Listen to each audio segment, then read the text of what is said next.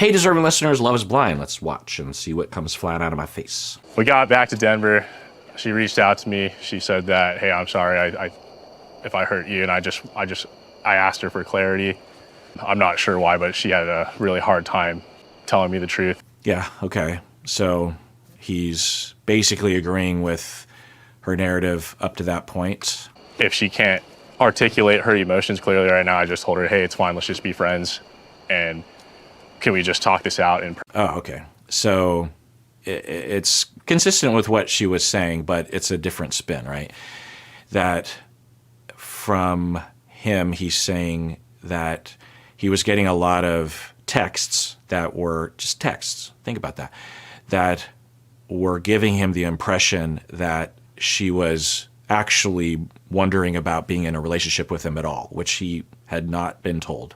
If anything, he, walking away from that hotel scene, would have thought, my God, she's really in love with me.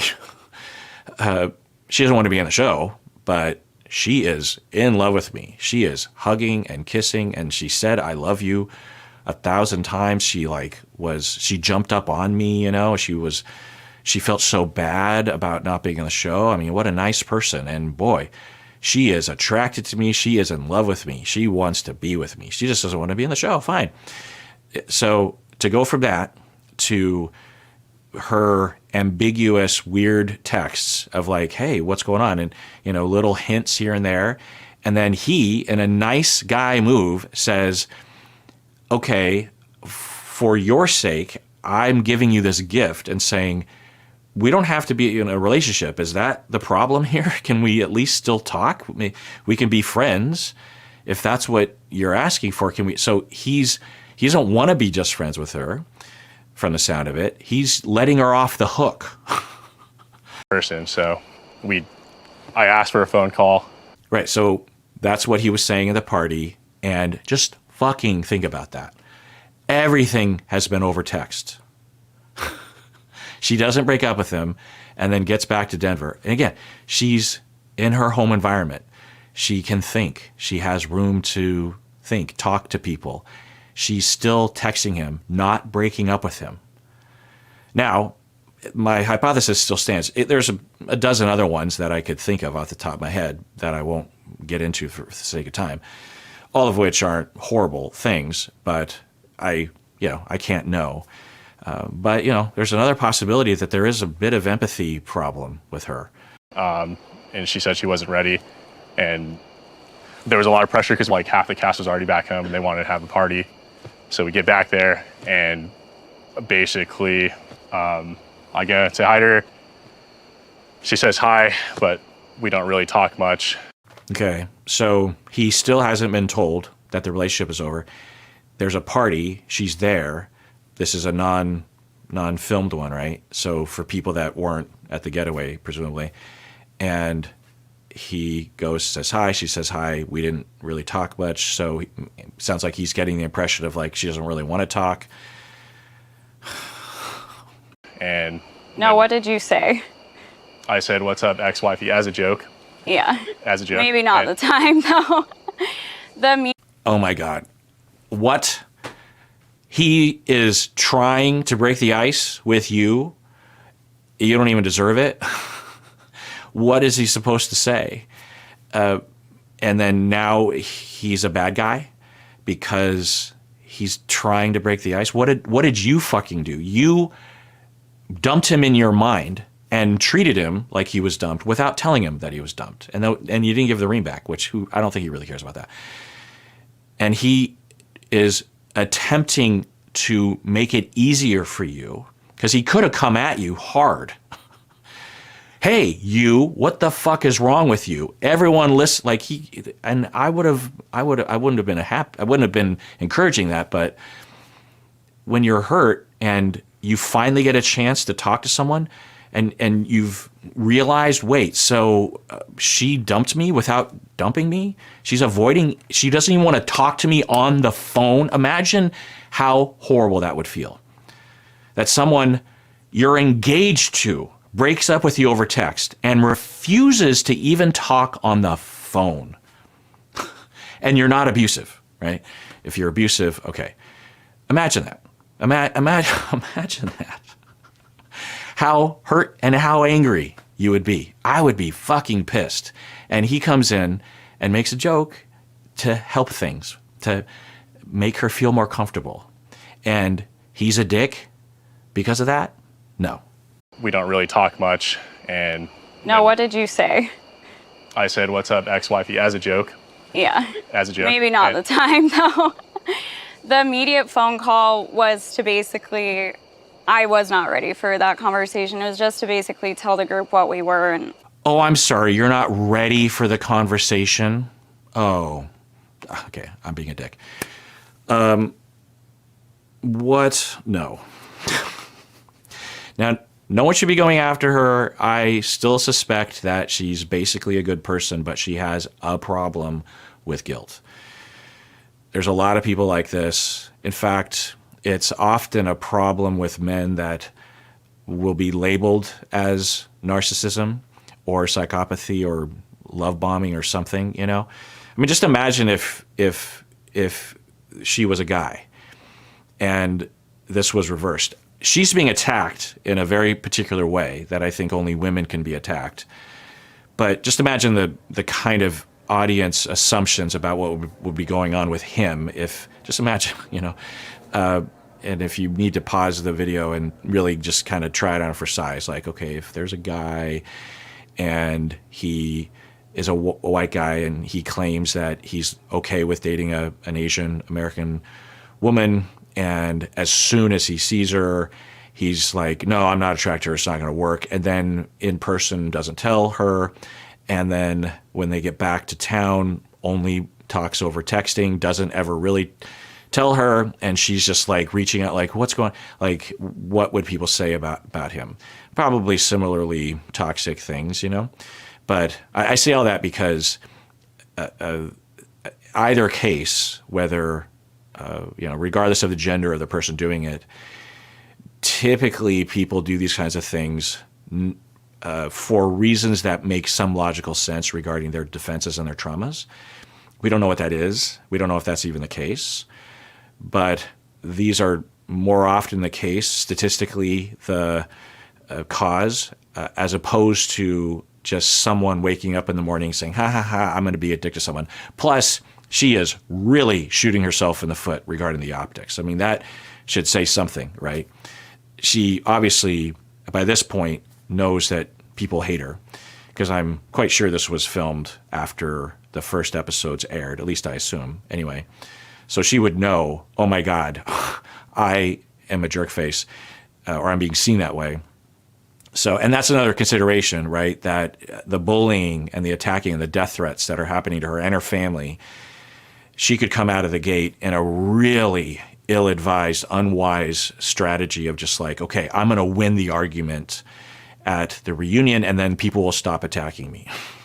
Because, you know, how would they know? They don't know what we know because we watch this show or think about this sort of thing. You know, typical people would be. It would be understandable if they didn't understand a good strategy, because the strategy, regardless of how she felt, would be bring the ring or, you know, mail it to him prior, come and just say what she initially started with was, I am so mortified. And she kind of talked about this like with the Nick Vile podcast, but not enough.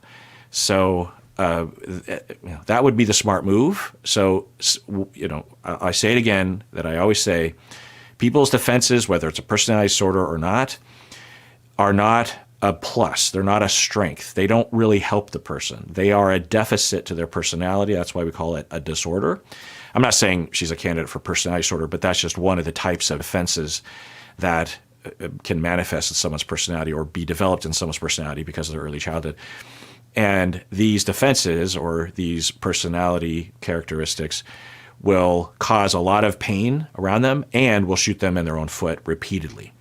So, in fact, the more I say this out loud, the more this hypothesis is starting to pan out, in that if she has a complex around guilt and there's a voice inside her head that is saying, you are a horrible, horrible, racist, terrible, terrible person, which is totally unfair to her, and as she is about to break up, that voice is like, you're horrible. You are pathetic. You're terrible. You're stuck up. You're broken or whatever. And she's fighting that demon and can't say, I break up with you. It's hard to do anyway, right? But it's that feeling of like, I am having to admit that the demon is right. But I care about him, but I'm too preoccupied with this defense that's yelling in my face. Then that defense doesn't go away. It might even get worse over time, right? Avoiding the ring thing or starting to defend against that voice by saying, you're wrong. You know, the pendulum, black or white thinking. It's just like, instead of feeling a little guilt, it's feeling 100 billion% guilt or no guilt at all. And I'm not responsible at all, because that's the only way. It's like black or white, right? And then that perspective persists. I'm not guilty, because if I'm a little guilty, then I'm totally guilty and I'm a piece of shit. I'm a horrible human being. And so that problem, probably, if true, would predate Patrick, right? So there's a trodden trail in her neurons that is a go-to circuit that engages in situations like this. And so it's very routine unconsciously for her to engage in that. Then it persists for that year and she just sticks her head in the sand. You know, I could see that. And then she comes to the Nick File podcast, she comes to the reunion, and she's just still kind of in that state of like trying to protect herself from what she might believe deep down, which is that she is 100% guilty and a piece of shit because of that. And she'll never amount to anything, or she'll never find anyone, she doesn't deserve anyone, or something like that. And so but we don't see that, we don't hear that, we just see like this weird tip of the iceberg to all of that. I don't know. The other possibility is that she lacks empathy, but I don't know. If she was on that spectrum, she wouldn't have broken up. She would have had no problem breaking up with him. That's the thing. I don't know. I guess this is kind of fitting for me. I don't know. What do you think? Was to basically, I was not ready for that conversation. It was just to basically tell the group what we were. And at that point, I was like, I don't care what we're telling and what we are. Casey, I think for you, it's just if you. Right. So I think what she is referring to is the cowboy party. And he was at the cowboy party saying, yeah, she basically told me that I should tell everyone that we're broken up. So I guess we're broken up. That's that. So he might have just found out that day or a day prior that they're broken up because she was, or that they're in that direction or something. Yeah. You could just, this is your moment to just like say, hey, I'm sorry for how I handled it. Yeah. Again, he's trying to help her. There's so many things he could be saying right now that would be understandable. Yeah, anger, rage. One, what? Two, what? Three, huh? You know, all that kind of stuff. Instead, he's like, you know, hey, let me help you. This is your time to say, I'm sorry for how I handled it. Don't get defensive. I'm sorry for like whatever damage you're done, and we could just wipe this clean and we'll just walk away in peace. And I don't need the ring back. It's just, this is your perfect platform to just apologize. And I don't know if it's the Asian connection or something, but I feel like he's saying exactly what I say often at the reunion. It's like, now's your time, this perfect platform, you know, to either make it up for the sake of your public reputation, or the very, you know, now's the time. Whether you believe it or not, this is probably what you should be saying. You don't have to say anything more than that. And I would totally accept it. I loved you in the pods. Even though I was a distant. I knew she was going to say that. I fucking knew it that she was going to say that. And if Anna comes on and starts saying shit to Patrick as well, like, fuck that shit. It's a non-starter. Now, was he fake or was he delusional or something, or deluding himself into believing that he was in love with Casey or Anna? We don't know. But if so, then we should be suspicious of literally everyone, including the people that are currently married from the show.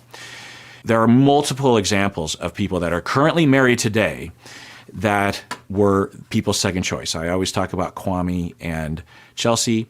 Kwame was into Micah, and Micah dumped him, and it devastated him. He was crying in the pods, in the lounge. And then he went to his second choice, and she was a distant second, and things worked out. I didn't think things were going to work out, but they did, because we can't know what's in someone's heart. So maybe Patrick was fake about it, but it's imagine breaking up just both of them, Anna and Casey. All you have to do is say, "Oh yeah, I'm sorry. I'm sorry for ghosting you. I'm sorry I didn't tell you that." And then I think, is this race-based? You know what I mean? I mean, with Anna it would be different, but do you just not care about? That's probably not it. Anyway, so. I'm looking at I have a whole list of all the married couples here. So if we go back to season 1, Amber and Barnett, I mean, you could say that Barnett had Jessica in the running, right? And he's still with Amber with child.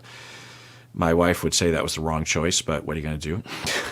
Meaning that my wife doesn't like Amber very much. Anyway, season 2... Oh, I always thought that season 1 was Chicago, but that was Atlanta. Season 2 was Chicago, I'm now seeing. Anyway, so you have 2 couples that got married but got divorced. And with Ayanna and Jarrett was also into Mal, but Mal chose Sal over Jarrett, and then Jarrett chose Ayanna. So I guess that actually doesn't help. But they did get married, and I think it was legit. And then season 3, Dallas, you have, as far as I know, you still have Alexa and Brennan and Colleen and Matt. Were they? I mean, Colleen was into Cole, right? Anyway, maybe this won't really pan out, but you have Chelsea and Kwame. Definitely second choice for Kwame. Oh, you have Zach and Bliss from season 4 in Seattle. Zach got engaged to Irina, and Bliss was a distant second. She was off the board. Things didn't work out with Irina. Zach, after the hallway, after the pods, meets up with Bliss. They re-engage, and that Bliss was second choice. So, if you don't understand this show, fine. But you're on the show. 1, you've watched it before, so you have these examples. 2, you had that experience. You fell in love with someone. So you know that you can fall in love pretty quick in the pods because it's very concentrated, right? Plus, people can fall in love quickly even in the real world. It's not unheard of. So I just knew she was going to fucking say that. And it's just like, and a part of my anger is that there's a lot of people in the audience, and including I have friends of mine that I'll ask about the show, and they'll be, "Oh, Patrick, Casey was his second choice. So, whatever." And it's like, we don't know that. And even if it was, let's say he's like, "Oh, yeah, I'm not as into Casey." Say at the end of when he's in the hallway, he's like, "I still kind of wish it was Anna." Does that mean that he's not hurt? Does that mean he deserves to be? Because this is all, and it's what she is saying, and what people are doing when they're promoting that notion is to say that Patrick's hurt, and he's giving her so much leeway, and he's just handing it over. Here's what you could. He's not attacking her. He's just. There's so many things that he could be saying right now. Well, you did. He hasn't even said yet. Some of the core accusations that we just sort of know because of the thing. Anyway, so the only reason why she's saying this right now is to make it seem like what she did wasn't so bad. And all you got to do, it's so easy, Casey. All you have to do is say, and especially the way that she broke up with him, it looked like she cared. It looked like it was hard for her. All one would have to do is a week later sit down, just meet up with him in person. How about that? But even if that weren't the case, you just say, "Yeah, I cringe. I should have told you, and I feel so bad. I still feel bad. You're a really attractive guy. It just the chemistry just was not there, and I don't know why that is. I wanted it to be there. It was devastating, and I just thought I need to end this right now because I just know, and I don't want to string you along. But in the moment, I just had a hard time, and I am so sorry for that. You definitely don't say, well, I was your second choice, so it doesn't really matter.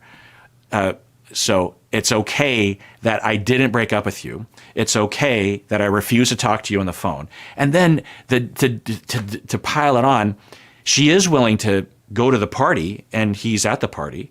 So he's like, okay, so you're willing to come to, but you don't want to talk on the phone with me? What's going on here? So no, Casey, no. For him to just apologize, and I would totally accept it. I loved you in the pods. Even though it's a distant second, but yeah. I loved you in the pods. Anna left on day 5, you know. And the maturity from him to just let that go by him. Don't get defensive. He's still trying to help her. He's essentially modeling to her that all you got to do is say this, and what I'm saying right now, which is I loved you. All you have to say is you loved me in the pods, and you're sorry, and you wished you would have just told me. You don't even have to say why. That you were there till day 10. People had multiple. Okay, that's interesting. I don't know if I knew the exact day 5. That's the way it looked to me. And yeah, okay. So I think he's saying that because it's like, yeah, I fell in love with Anna by day 5, but then you and I were together 6 through 10 or whatever. You know what I mean? Connections day 10. But anyways, I still care for you. I still know you're a good person. This is your opportunity to just say you're sorry. Yeah. I feel like Asian brother he's representing well. Let's just say that. He's saying, you've heard me say this exact thing about, now's your time. Just say you're sorry and you feel bad, and you can talk with your friends or your therapist about all this other stuff. You're not helping yourself. He's really trying to help. Right, let's wipe it clean. Let's walk away. I literally care about people tearing her up on the internet that I just want her to move on past this chapter. Wow, what a nice guy. Yeah. Wow, right? Yeah. She doesn't deserve any of it. Now, I don't think she deserves to be attacked by the mob for certain, but by him necessarily either. I mean, I think we could understand him getting a little upset, but he is not getting anything from her, has gotten nothing from her, and is still trying to help her, giving her the words, and then defending her, even though she's discounting, well, I was your second choice, so what's the big deal? I still have the ring, so fuck off. It's for her, not for me. Does that make sense?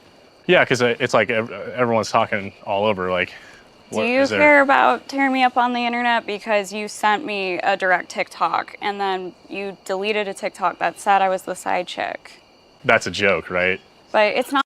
She's saying that he sent a TikTok. He's saying it's a might it have been a bad joke? Maybe. I don't know. But given that she's like, well, you basically broke up with me because you texted because I refused to talk with you in person or on the phone. I refuse to talk with you on the phone. Just imagine how much that would hurt. Just imagine that. What a number it would do to your mind of just I was in love with her. And what does this mean about me and my picker and about people and about my prospects? It would really do a number on your trust, right? Now, I don't think that it was because she didn't actually care about him. I think it was something else that is hard to know, but I have my guesses. Anyway, so if I'm reading between the lines correctly, which I can't know, is that, and maybe y'all know because you've seen the receipts or something, but I think he was trying to make a joke. So this would have been a TikTok that would have happened recently, right? Because no one would have a TikTok about the two of them. Or he's angry and he's like, you're a side piece. You know what I mean? I think that would be allowed under the circumstances. Is it a good thing to do? No. But he's allowed to be angry. Clearly it's a joke. When people are sending me go kill yourself, it's not funny to send me, actually, you were the side chick. So it's his fault, even though right now he's really trying to defend you, even though you're not helping yourself at all. And like I said, if he did something untoward because of anger over the past few weeks, because he's watching the show, it's reemerging that trauma, or he's saying, oh, wait, oh my God, like that's what happened. And he gets hurt and angry and is hostile to her. Not okay, but understandable.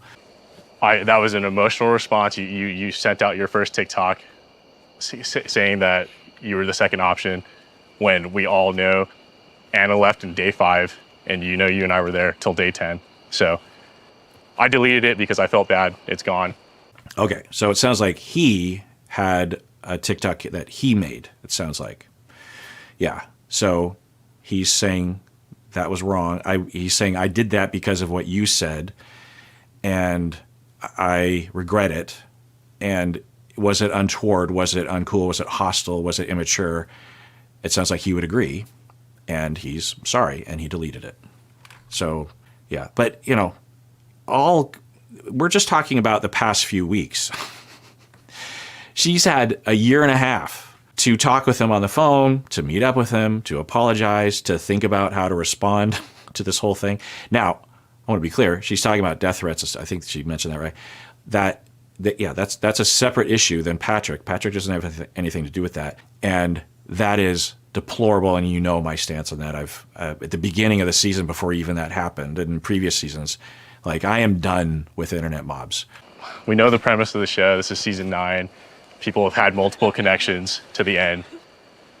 You were there. I chose you. I really cared about you. I still care for you too.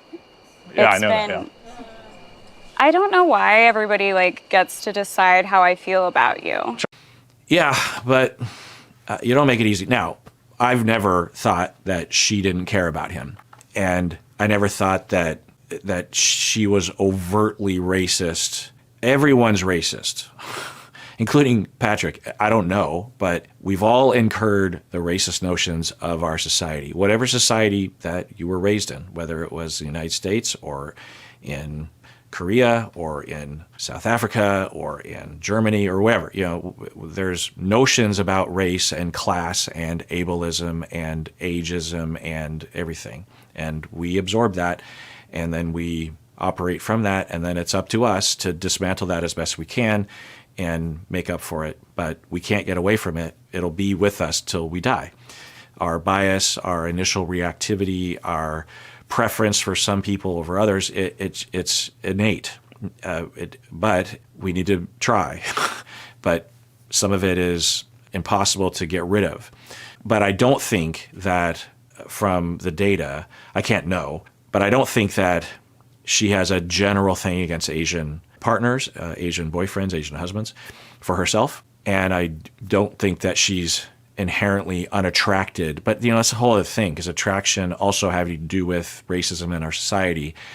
But once you're an adult, what are you going to do? Force yourself to be attracted to something? Now, sometimes you actually are attracted to a variety of people, diverse group of people, but you don't know it because you have a barrier and until you actually kind of give it a shot.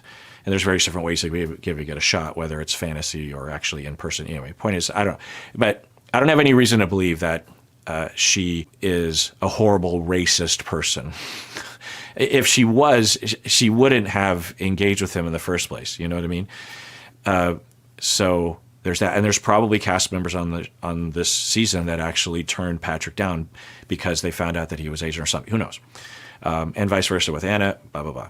I don't know, but yeah, she really is just not making it easy for her. And so if in 6 months or in a few weeks, and she goes on TikTok, maybe she even watches my videos. Sometimes I kind of hope that they do, honestly, because I might be saying things that at the very least aren't as harsh. And honestly, I do think about this. I do think about if the cast member were to watch me, would I be okay with that? Yeah, I've been harsh on Casey a little bit, but I don't know. It's hard not to be with some of the details. But the conclusions that I come to, I think, have an allowance for humanity in Casey, right? And so sometimes I hope that they do, and sometimes I know that they do because they will reach out to me. For whatever reason, they never want to come on the podcast or the YouTube channel, or very rarely anyway. But I'm happy to have off the record conversations, and I'm like, so do you want to come on the channel?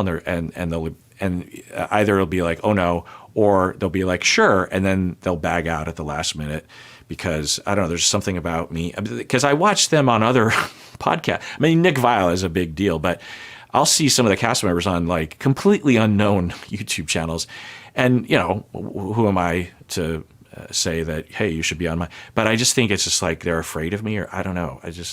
That's a pompous thing to say, but I'm just like, what is it about me that I'm? But a lot of these other podcasts will, as the kids say, glaze the cast members. You know what I mean?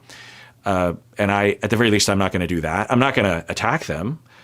And I even will tell them. I mean, I talked with, I'll just say, the first person that comes to mind is Zeneb. I actually talked with her, and she was going to come on the channel. And I told her, like, here's what I'm going to ask you about. And I am not going to, and if anything that you say you don't want in the video, I'll just take it out. I don't care. I'm not here to expose anyone or hurt anyone.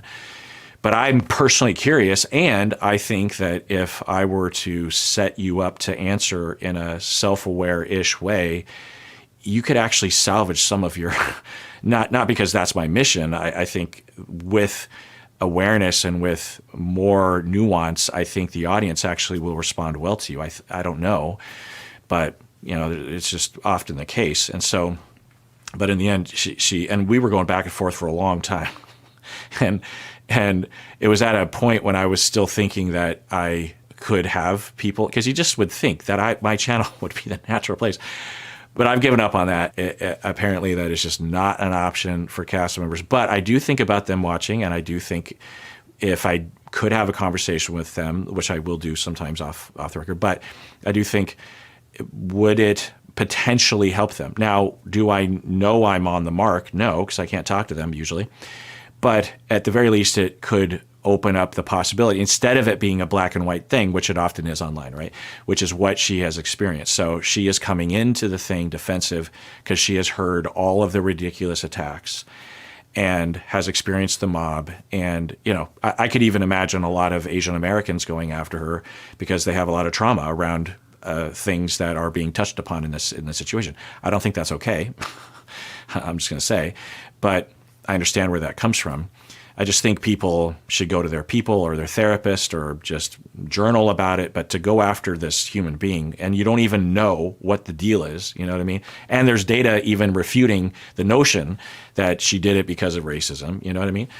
So anyway, but yeah, she is not helping herself. All right, well, that does it for that episode. Tune in next time when I continue watching the reunion. And everyone out there, please take care of yourself because you deserve it. You really, really do.